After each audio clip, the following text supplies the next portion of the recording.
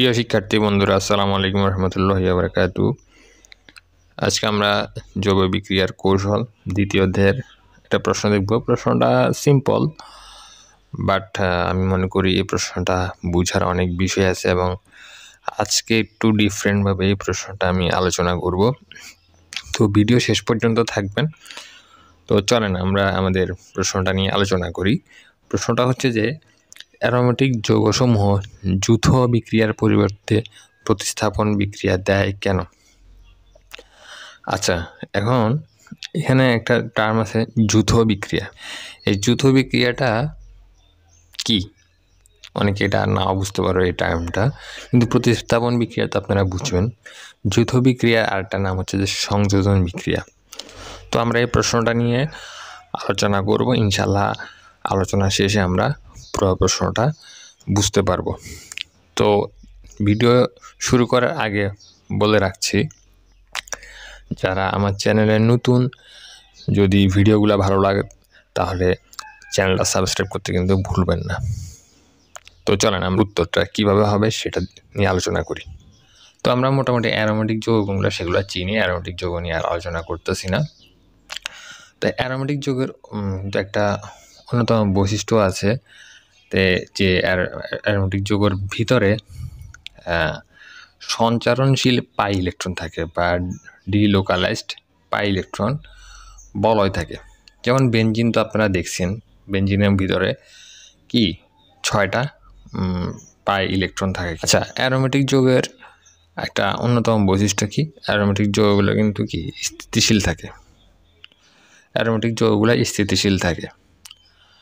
এখন কিভাবে তারা স্থিতিশীল থাকে সেটা হচ্ছে যে তাদের ভিতরে যে অ্যারোমেটিক যৌগগুলো আছে সেই যৌগগুলো যদি আপনারা দেখেন, যেমন বেনজিন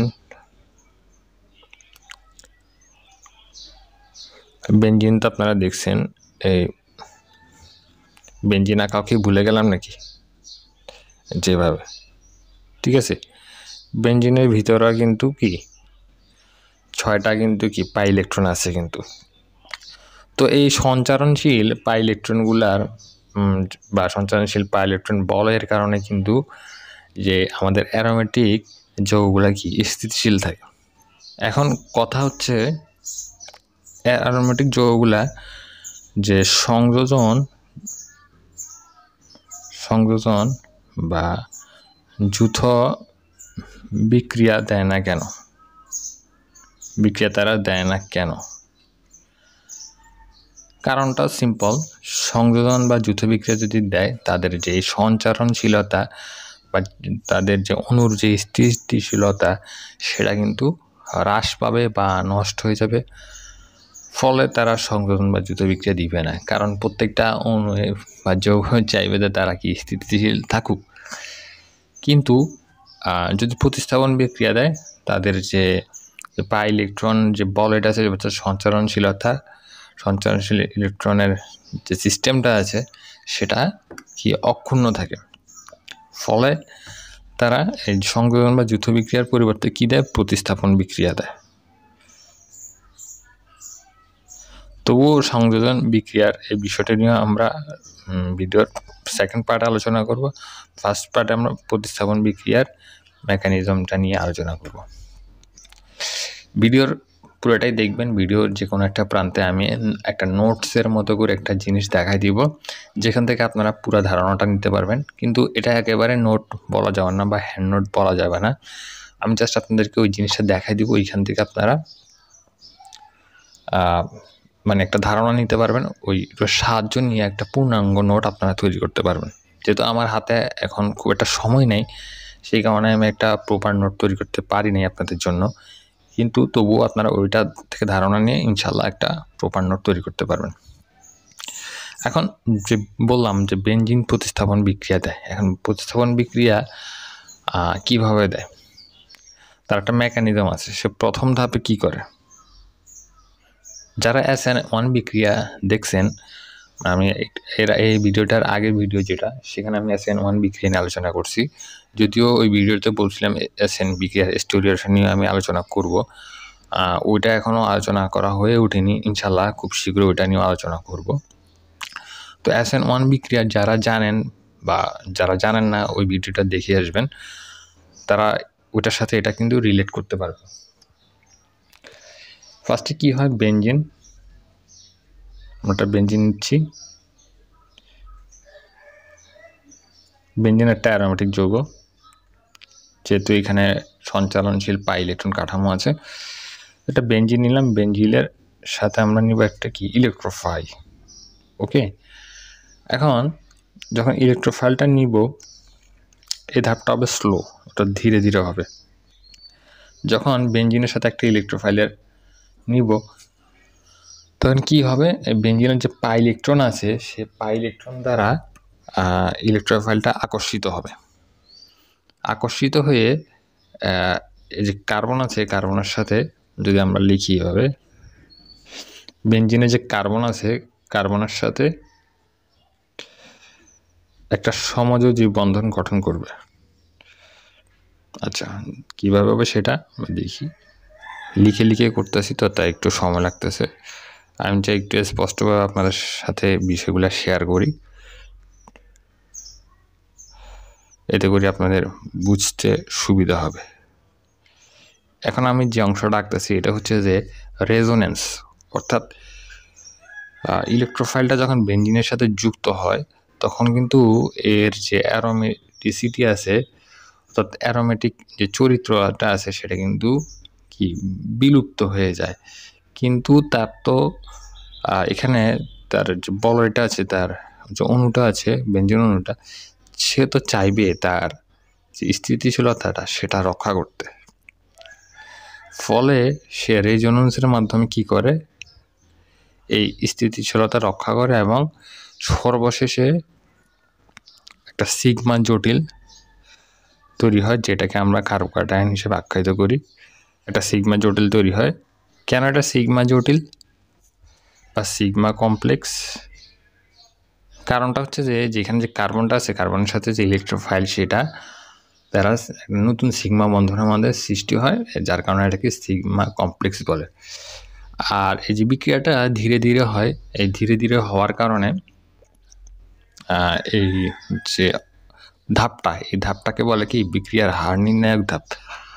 আর যদি আমি বই থেকে একটা সংজ্ঞা বলি যে সিগমা জটিল কি, তাহলে আপনাদের কাছে সিগমা কমপ্লেক্সের সংজ্ঞাটা আরেকটু ক্লিয়ার হবে। সেটা হচ্ছে ইলেকট্রোফাইলের সাথে বেনজিন বলের যে কোনো একটা কার্বন পরমাণুর সঙ্গে যদি সিগমা বন্ধন গঠনের মাধ্যমে যে অন্তর্বর্তী কার্বোক্যাটায়ন গঠিত হয়, তাকে সিগমা জটিল বলে। তো এক এক বই এক একভাবে সংজ্ঞাটা দেওয়া আছে, সংজ্ঞাটা দেখতে পারেন। মোটামুটি আমি যতটুকু আলোচনা করছি, আশা করি এখানে কনফিউশনের কোনো কিছু নেই। তাহলে এখানে প্রথম ধাপ কী হলো,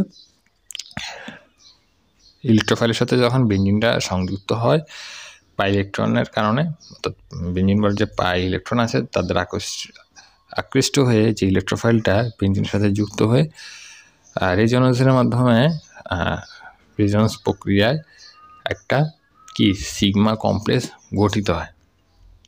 ঠিক আছে, এখন দ্বিতীয় ধাপ, ভিডিও শেষ পর্যন্ত দেখবেন, কিন্তু এখানে একটু ডিপে আলোচনা করবো আমরা। বইয়ে কিন্তু দেওয়া আছে, বই থেকে আপনারা পড়তে পারেন। আমি বলবো একটু ধৈর্য সহকারে ভিডিওটা দেখেন। এখানে আমরা একটু ফার্দার এক্সপ্লেন করবো বিষয়টাকে। আমরা এটাকে একটু আরেকটু এক্সপ্লেন, একটু ডিপে আলোচনা করতেছি বিষয়টা নিয়ে। যদি বোরিং লাগে স্কিপ করতে পারেন, আমার এখানে কিছু বলার নাই। কিন্তু যদি জানতে চান, অবশ্যই ভিডিওটা শেষ পর্যন্ত ধৈর্য সহকারে দেখতে হবে, কারণ এগুলো শর্টকাটে বোঝারই বিষয় না। এখন দ্বিতীয় ধাপে কি হয়, যে কার্বোক্যাটায়ন বা এটা তো কার্বোক্যাটায়ন বা সিগমা কমপ্লেক্স যেটা আছে, এটা যে স্থিতিশীলতা, হ্যাঁ, এটা কিন্তু বেনজিন অপেক্ষা কম। কারণ আমরা যে সংজ্ঞাটা পড়ছি সিগমা জটিলে, সেখানে কিন্তু আমরা বলছি অন্তর্বর্তী কার্বোক্যাটায়ন গঠিত হয়। ঠিক আছে, যেহেতু এটা অন্তর্বর্তী অবস্থা, অর্থাৎ এটা বেশিক্ষণ এখানে স্থায়ী থাকে না, তো এর স্থিতিশীলতাটা কি বেনজিন অপেক্ষা কম। ফলে দ্রুত গতিতে কি হবে, ইলেকট্রোফাইলের সাথে সে বন্ধন গঠন করবে। আচ্ছা, কিভাবে হবে সেটা নিয়ে আমরা একটু আলোচনা করি তাহলে। তো আমি একটু দ্বিতীয় ধাপটা লিখে নিয়েছি যাতে আপনাদের ভিডিওটা দেখতে বোরিং না লাগে আর যাতে খুব বেশি বড় না হয়ে যায়। তো দ্বিতীয় ধাপের যে বিষয়টা ওটা আমি খুব সংক্ষেপে এই জিনিসটা বলে দিচ্ছি। কার্বোক্যাটায়নটা যেহেতু বেঞ্জিন অপেক্ষা কম স্থিতিশীল, সে কারণে এখান থেকে যে প্রোটনটা আছে অর্থাৎ যে হাইড্রোজেনটা আছে অর্থাৎ প্রোটন আকারে সে ত্যাগ করবে, ত্যাগ করে অধিক স্থিতিশীল সে কি একটা প্রতিস্থাপিত যৌগে পরিণত হবে। আর এই যে হাইড্রোজেনটা সেটা কোনোটা ক্ষারক বা নিউক্লিওফিলের সাথে যুক্ত হয়ে যাবে। এভাবে প্রতিস্থাপিত বেঞ্জিনটা মূলত গঠিত হবে। আর ফলে কি হবে, বেঞ্জিন তার বলয়ে তার অ্যারোমেটিসিটিটা ফিরে পাবে এবং সেই স্থিতিশীলতা আবার আগের মতো ফিরে পাবে। ওকে, আশা করি এতটুকু বুঝতে পারছেন। এতটুকু মোটামুটি সব বইয়ে লেখা আছে বা সব জায়গায় লেখা আছে, কিন্তু এখানে আরেকটা বিষয় আছে যে প্রতিস্থাপনের যে বিষয়টা, প্রতিস্থাপন বিক্রিয়ার যে বিষয়টা, সেটা নিয়ে তো আমি আলোচনা করলাম, কিন্তু সংযোজন বিক্রিয়ার বিষয়টা নিয়ে আমি মনে করি একটু আলোচনা করা উচিত। কারণ আমি ফার্স্টেই বলছি একটু ডিপে আমি বলবো। আরেকটা বিষয় বলি যে ফার্স্ট যে ধাপটা আমরা নিয়ে আলোচনা করলাম অর্থাৎ বেঞ্জিনের প্রতিস্থাপন বিক্রিয়া নিয়ে আলোচনা করলাম, সেখানে আমরা এক্সাম্পল হিসাবে কিন্তু আমরা বেঞ্জিনের যে নাইট্রেশন বিক্রিয়াটা আছে, বেঞ্জিনের যে নাইট্রেশন বিক্রিয়াটা আছে সেটা কিন্তু আমরা এখানে উদাহরণ হিসাবে কিন্তু লিখতে পারি। ঠিক আছে, বেঞ্জিনের নাইট্রেশন বিক্রিয়াটা আমরা উদাহরণ হিসাবে লিখতে পারি কি, নাইট্রিক অ্যাসিডের সাথে বেঞ্জিনের বিক্রিয়া গাঢ় সালফুরিক অ্যাসিড ও 60 ডিগ্রি সেলসিয়াস তাপমাত্রায় আমরা এই বিক্রিয়াটা সম্পন্ন করি। যাক, এটা নিয়ে আমি এত ডিটেলসে বলতেছি না, কারণ বেঞ্জিনের নাইট্রেশন বিক্রিয়া নিয়ে আপনারা যদি বই দেখেন একটু ওটা করতে পারবেন, এখানে লিখতে পারবেন। ঠিক আছে, এখন বেঞ্জিনের সংযোজন বিক্রিয়াটা নিয়ে একটু আলোচনা করি। ঠিক আছে, বেঞ্জিনের সংযোজন বিক্রিয়াটা নিয়ে আলোচনা করি একটু। তো আমরা এখানে দুইটা বিক্রিয়া দেখতে পাচ্ছি, একটা হচ্ছে যে বেঞ্জিনের হাইড্রোজেনেশন, একটা হচ্ছে বেঞ্জিনের ক্লোরিনেশন।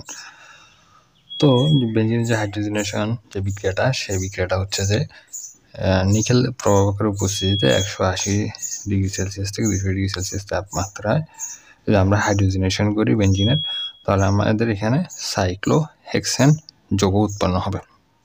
তো সাইক্লোহেক্সেন যৌগ দেখেই আমরা নিশ্চয়ই বুঝতে পারছি যে এখানে যে সংযোজন বিক্রিয়ার ফলে আমাদের যে অ্যারোমেটিক যে চরিত্র, সেই অ্যারোমেটিক চরিত্রটা এখানে বিলুপ্ত হয়ে গেছে।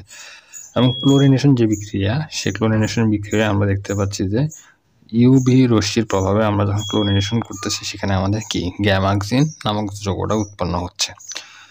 ভিডিও ফার্স্টে আমি যে কথাটা আপনাদেরকে বলছি সেটা হচ্ছে যে বেঞ্জিন কিন্তু প্রতিস্থাপন বিক্রিয়া দেয়, কিন্তু সংযোজন বিক্রিয়া সে দিতে চায় না, কিন্তু উপযুক্ত পরিবেশ তৈরি করলে তখন বেঞ্জিনের সংযোজন বিক্রিয়া সম্ভব। এবং আমরা সেই সংযোজন বিক্রিয়ার দুইটি উদাহরণ এখানে আমরা দেখতে পাচ্ছি।